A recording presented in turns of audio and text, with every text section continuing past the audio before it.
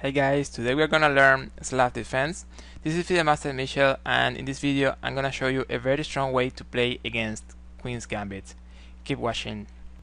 After the moves d4, d5, c4, this is Queen's Gambit. In this position, Black has some ways to play.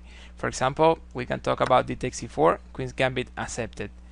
Also, Black can play here e6, Queen's Gambit declined, and the other main line here is c6, which we call Slav Defense, the one we're going to study in this video. The idea with this move is to be able to recapture on d5 with the pawn. In that way, Black can keep a good control in important central squares.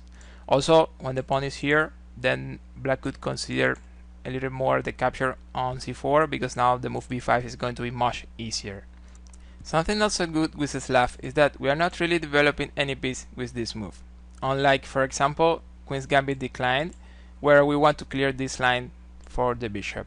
However, in Queen's Gambit declined, this bishop is going to be inside the chain of pawns, so it's going to be a bad piece. So that's one of the ideas with the Slav. We are protecting, we are not blocking, so our bishop can go outside to good squares. So after c6, the main line is going to be another free. Also, White can try something like c takes d5 here or in some move later. That's what we call the exchange variation. Usually White is not getting too much with this line. Notice we have a very symmetrical position with only one open file. So after some normal development moves, usually there will be some trades over the c file, and that's why we say these positions are very likely to end in a draw.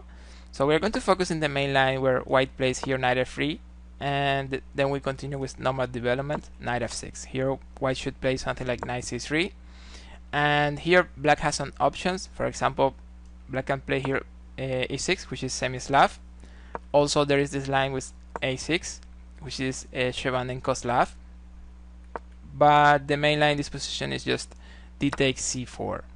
White should play here a4.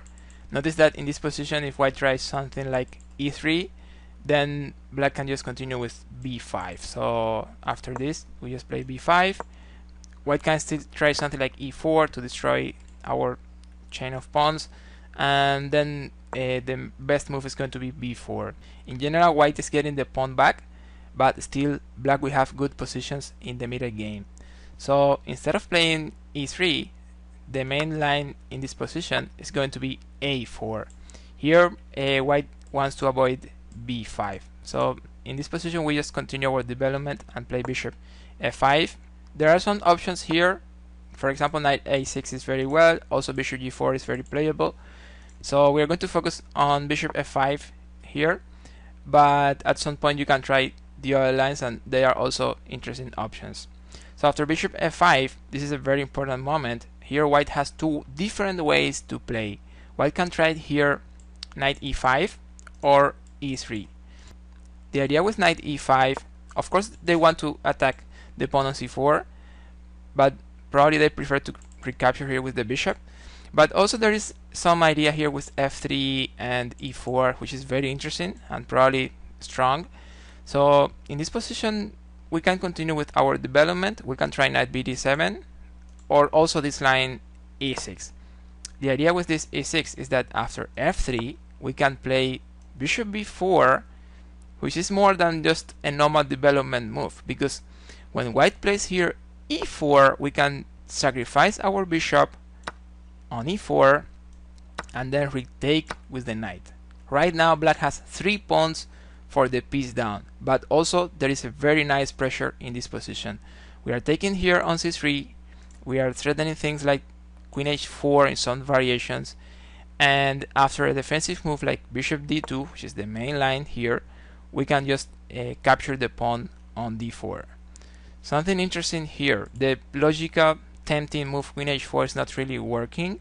After queen h4, White can play here g3, and if we try to get the exchange, then there is this move queen g4 attacking g7 and also castling very soon. Even when Black has some material advantage here, this position is not really well. White is getting a pawn back. Also the queen is a little like trapped over there, so when White castles there could be some threats on that queen. So this position is not really good, so the check on h4 is not the best move in this position for black.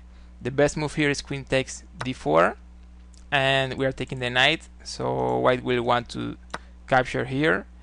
We take with check, we are taking the knight again, so white will have to block. We trade here, so we make sure white is not castling. And after king takes bishop, we play queen d5. This is a main line in Slav. It's very interesting, this position, very dynamic. Right now black has like 4 pawns for a piece down. There are interesting plans in this position for the middle game for black. For example, we could be thinking about knight x6, knight b4, because usually this king is going to be somewhere over here. So this plan is very well. Also, we want to castle, we want to use the open file for our rook and our queen. In general, white is going to get this pawn back, so we will have like 3 pawns for the piece. I think we could be trading queens. That should not be completely wrong, but in general it's going to be better to play the middle game. If we trade queens, we are going to have an endgame with 3 pawns for the piece, but notice the 3 pawns are not passed pawns. We only have 1 passed pawn over here, so it's not clear how well we are in that endgame with the 3 pawns for the piece. So I think the best is going to be to try to stay in the middle game, unless we can get something else in the next moves, maybe like another pawn or some other kind of advantage. Then we could be trading pieces and playing the endgame. But as white king is in a bad position, a little unsafe, then I think it's going to be very well to keep pieces on the board and try to create some complications in the queen side. In the other line, white can play with e3. This is, by the way, a very logical move. White is preparing to develop, and they're going to recapture the pawn on c4. So it's a very normal move in this position. Then we just continue with e6. A normal development move. Bishop takes e4. We play bishop b4. And here white is going to castle, and we castle as well. And here we can stop the theory. What is going to happen in the middle game? Well, in the next moves we want to develop this knight. So a move like knight bd7 is going to be very well. Usually we want to move the queen out of d8 because we want to use this file with the rooks. So probably moves like queen a5, sometimes b6 or c7, but I think a5 is very well in general for the queen. And also this rook should come to c8. Something very important in these positions is that white has a better control in the center. So we don't want to stay there not doing anything. We want to break. So we want to play moves like e5 or c5. So we get rid of this central pawn on d4. In general, these positions are very well for black. Maybe white has a very small, very slight advantage here. But these positions are very well, are very easy to play. About this bishop, sometimes we trade it on c3, so we can play moves like knight e4. In some other positions, this bishop can come back to e7 and help in some defense if there is some kind of attack over the king side. Well, those are the main ideas for this Slav defense.